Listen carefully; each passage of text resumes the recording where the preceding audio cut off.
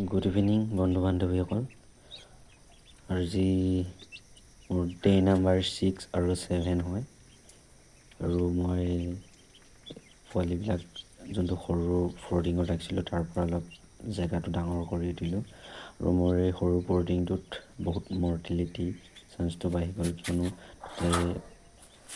জেগাটো মানে ঠিকেই আছিলে, কিন্তু কি হয় সিহঁতৰ ফাৰ্ষ্ট উইনিং পোৱালি হয় মানে যোনটো সিহঁতৰ ইনকুবেটৰৰ পৰা ফাৰ্ষ্ট ডেটোতে ওলাই দিয়ে। সিহঁতে মানে পোৱালিবিলাক বৰ সৰু আৰু হেল্ডি নহয়, সেইকাৰণে লগে লগে ডেলিভাৰী কৰি দিয়াৰ কাৰণে মোৰ মৰ্টেলিটি চান্সটো বেছি বাঢ়ি গ'ল।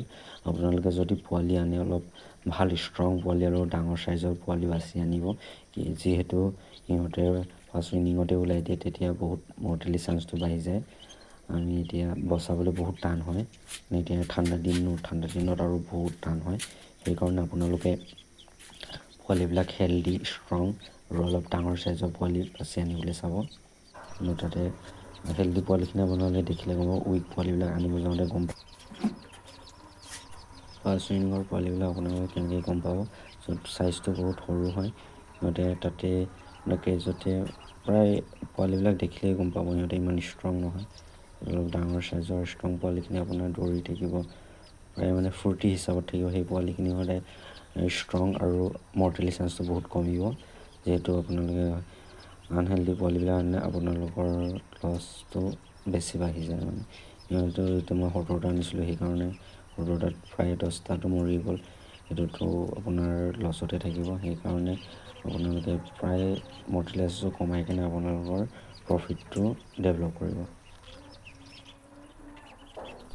প্ৰফিটটো প্ৰায় লছৰ চান্সটো কম থাকিব, য'ত কম পোৱালি বহি এটা ইমানখিনি কষ্ট কৰি এটা ভাল বেনিফিট এটা পাব লাগিব। সেইকাৰণে মানে যিমান পাৰে মৰ্টেলিটি চান্সটো কমাই কিনে পোৱালিবিলাক কম খৰচত ভাল সময়ত ভাল টাইমত আপোনালোকে চেল কৰিবলৈ চাব। য'ত মই আগতেও পঢ়িছোঁ, পোৱালি প্ৰায় পঢ়ি আছোঁ। এতিয়া আপোনালোকক আগতেও এটা চেনেল আছিলে, মই ভিডিঅ' দি থাকোঁ, এতিয়া নতুন চেনেল হয় এইটো।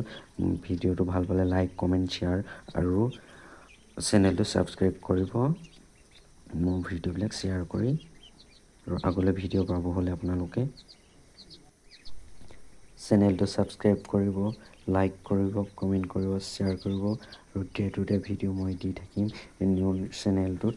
আপোনালোকে মই ফাৰ্মিং চিষ্টেমটো গোটেইটো দেখাই যাম, হাঁহৰ আৰু কুকুৰাৰ গাহৰি সকলোবিলাক মই দেখাবলৈ চেষ্টা কৰিম। আজিলৈ ইমানতে সমাপ্ত। Thank you, bye by.